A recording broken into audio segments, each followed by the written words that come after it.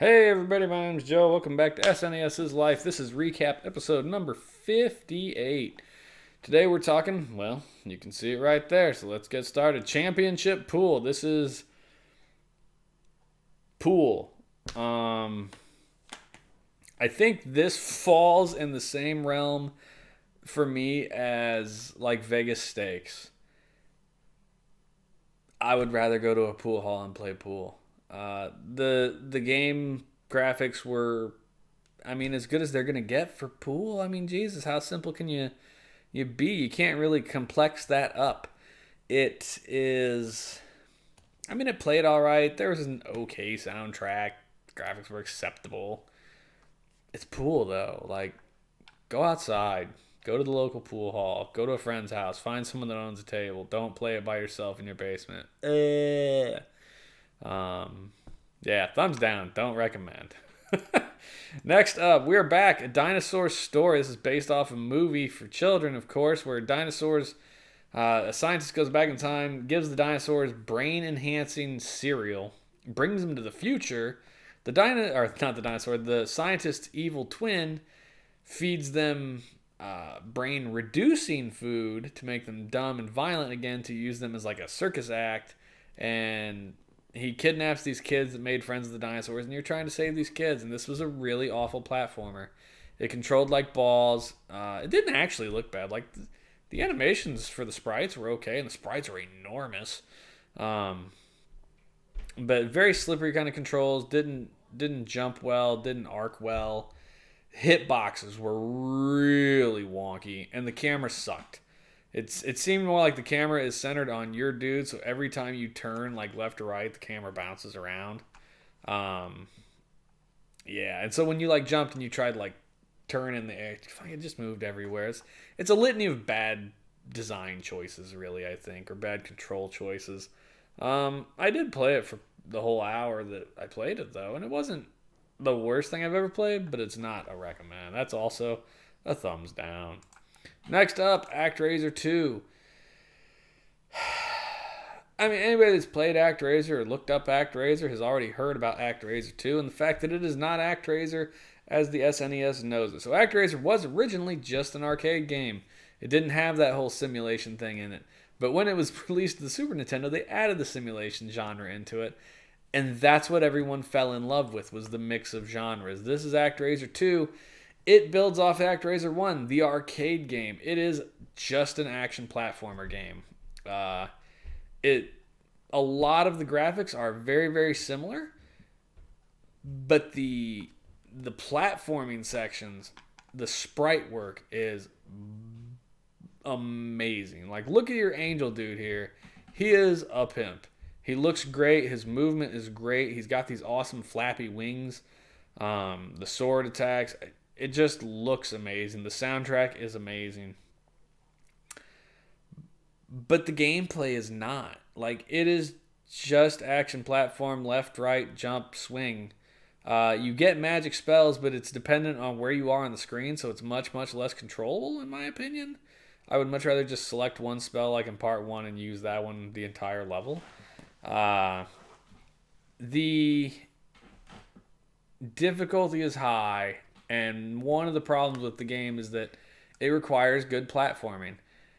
And you have this double jump, and then your wings pop out, and you like slide forward, and you hit the ground. You have like momentum, and it's very, very difficult to control. Uh, if you want to see a gorgeous game, you should play it. If you want to play Actraiser, you should go play Actraiser. I'm giving this a thumbs down. It is a great looking game. It is playable. It is very difficult. But there are just other action platformer games on the system that I think look better and play better. Well, maybe not look better, but they definitely, I feel like they play better. But this one, I mean, it's a solid game, but thumbs down. It's a personal opinion. Get to make up your own mind, you know what I mean? Next up is Total Carnage. This is made by the same people who made, God, I always forget the name of it, Smash TV. So it's a twin stick shooter. The graphics do not look as good as Smash TV. The sprites are bigger and a little chunkier, I think, but the backgrounds look awful. Your guns look awful.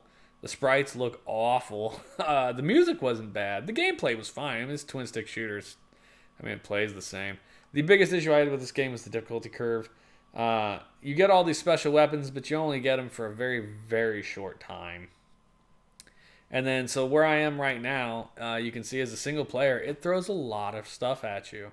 And it's very, very, very difficult to dodge. Now, and even in the manual, it said, hey, look, like this game's going to be significantly easier if you have a second player. And it does have a second player option. Like, there is a co-op option. And M. Bison here is just madder than hell that you're in his country. I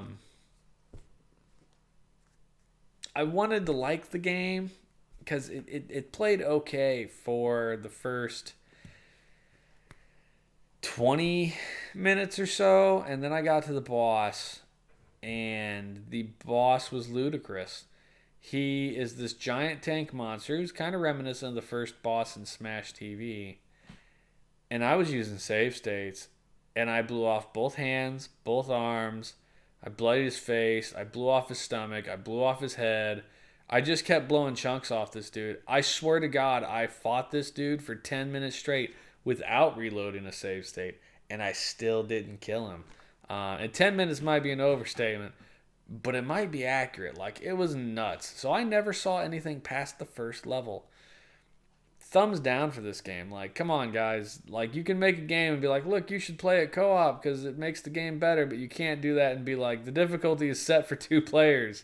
Because this was just ridiculous. I can't fathom getting anywhere in this game without a second player. And even then, I think you'd probably be lucky to get to level 2, frankly.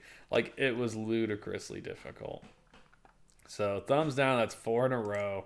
Next up, The Lawnmower Man, based off a film which was from before people knew what the hell VR was really going to be. We all thought it'd be this amazing 3D world where you fly around and do cool stuff, and it's just a pair of goggles on your head and some hand remotes that you swing around a lot is kind of what VR turned out to be. And they're like, this is cutting edge in the 90s, and it's like, bro, we didn't even get a decent VR rig till like 2015, and it sure ain't this.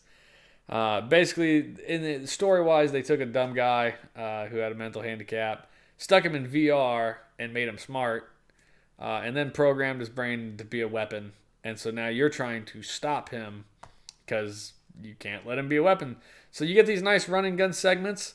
I mean, they're not the greatest looking thing, and the HUD is, frankly, way oversized for what you needed.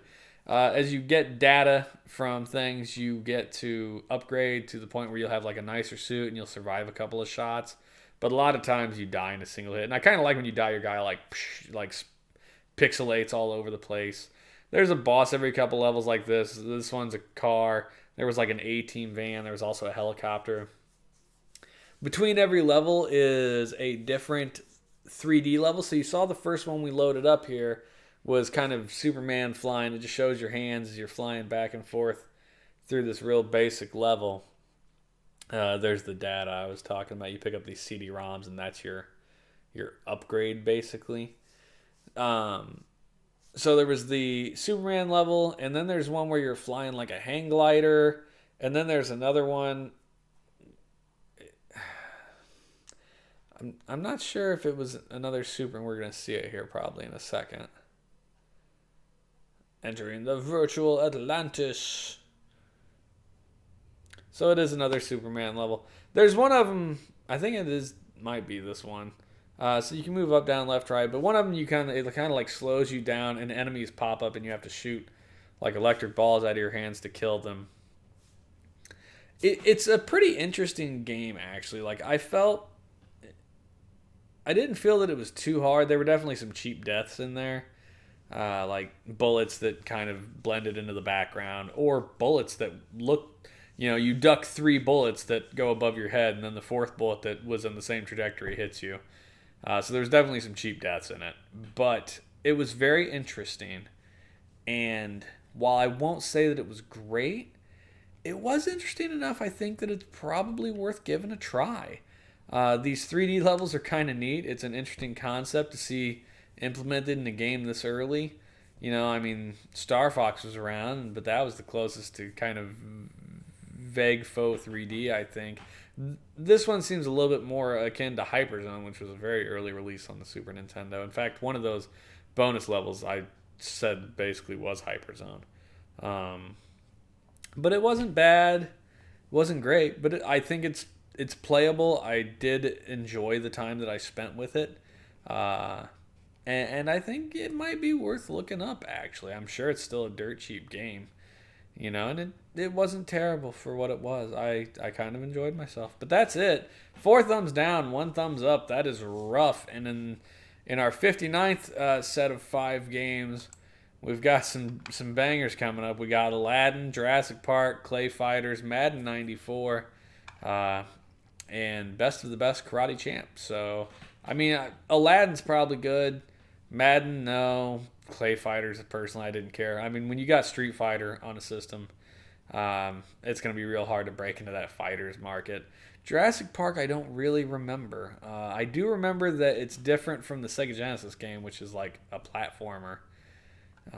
I think the Super Nintendo one was more of like an exploration game for some reason. I can't quite remember. And then Aladdin, I know that there's always been a long debate between which Aladdin was better, the Super Nintendo and the Sega Genesis one. And the Sega one, the animation stills were done by like Disney themselves, so it ostensibly looks better, so they say. I don't know. Maybe I'll play the other one, because I have the Sega Genesis one in the other room. Maybe I'll play that before I play the Super Nintendo one for the stream, and then I can make a judgment call. But that's it. Thanks for joining me on this 58th recap episode. I appreciate your viewerage and your patronage. I don't get paid for this. Thank you for spending some minutes with me, and I hope you continue to enjoy the shows. And that's it. Have a good one, y'all.